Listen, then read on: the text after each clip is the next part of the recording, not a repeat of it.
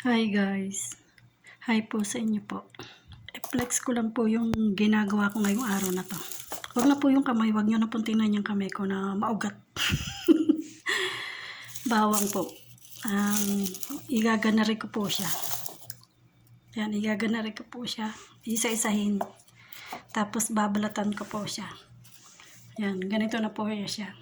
Pag napuno ko na po ito, ilalagay ko po itong sa rep. Para pagluto ko po, hindi na po ako magbabalat ng paisa-isa o 3 peraso po.